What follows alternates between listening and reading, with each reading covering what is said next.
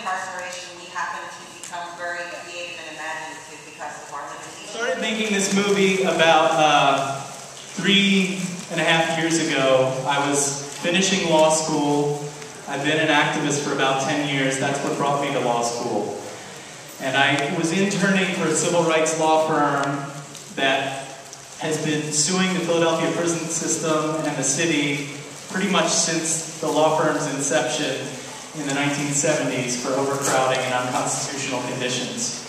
And I got to work on that case a little bit, talk to some of the prisoners inside, and I really thought that there needed to be some kind of public education piece, public campaign to go along with the lawsuit, because we're very divided. You know, I'm in the National Lawyers Guild, I'm a lawyer, but I'm also in the International Socialist Organization. I'm a socialist, I'm an activist, and you know, historically, when movements have gone on, we've been able to tie together the legal struggles and the organizing struggles. But right now, they're still a bit divided. And, you know, so for example, this lawsuit, we really needed some public education because I think the walls are there not only to keep the prisoners in, but to keep the public out and to not know what's going on.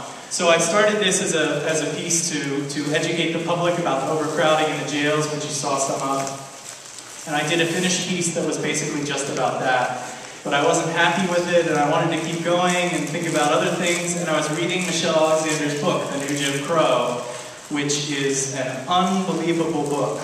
And, you know, it's really catching on. There's study groups happening all over the place. Campaign to End the New Jim Crow.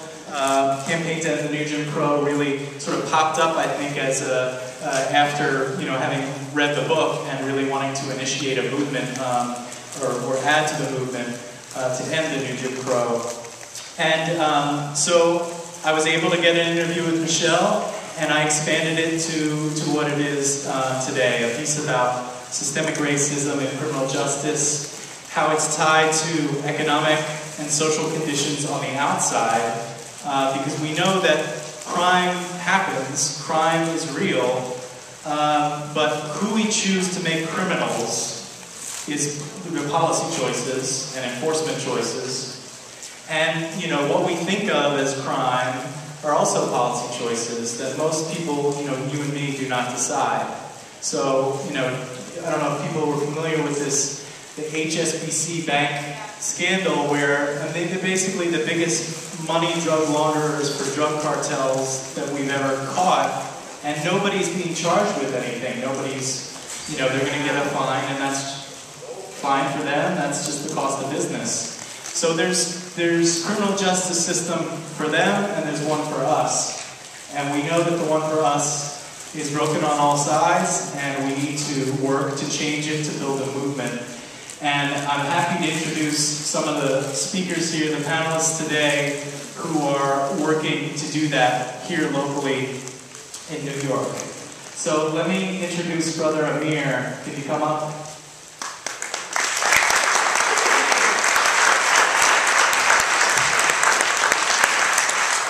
I'm going to introduce everyone, and then I'll have them speak. Aamir Ama spent 2 decades in prison because of New York's Rockefeller drug laws. He has come out recently and, well, inside, I guess he became a dedicated activist and has come out and hit the ground running. He's part of the campaign to End the New Jim Crow. He's a student. He's an activist. He's an amazing individual. He's come down to Philly, where I'm from, to present the movie with me. A similar situation like this. So thank you, Brother Aamir, for being here. We'll get to this.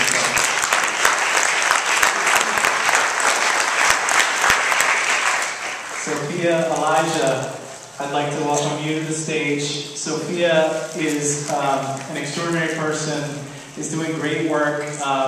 She's a lawyer. She's the executive director of the Correctional Association here, and we're going to hear about some of the work that she's doing. So welcome, Soffiya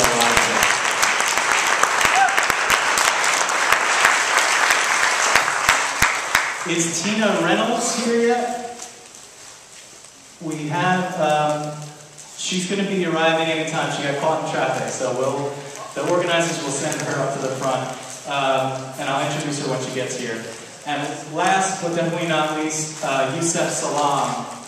Brother Yusef, you can come up, please.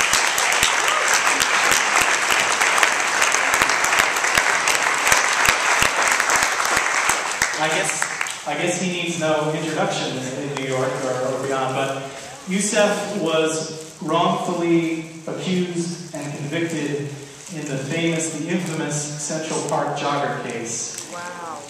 And he's going to talk to you about his time basically getting locked up, treated in the racist media as an animal, all these horrible things. There's a great movie that just came out called The Central Park Five that you should see.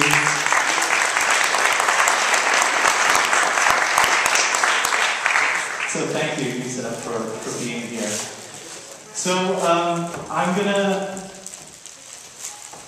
ask them to have 3 to 5 minutes to talk about some of the work they've done, they're doing, their relation to the justice system, and any reactions you might have to the movie are welcome. And I'm going to try and keep you to 5 minutes so that we have plenty of time to have a back and forth with the audience. After that, I'm going to facilitate a dialogue, a discussion with the audience.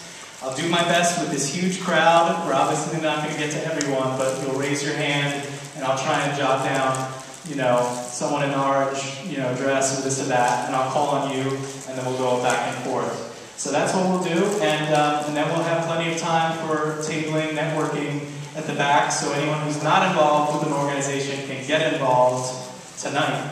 And anyone who is involved already need to be aware of what each other are doing, so let's network and talk about who's in the room and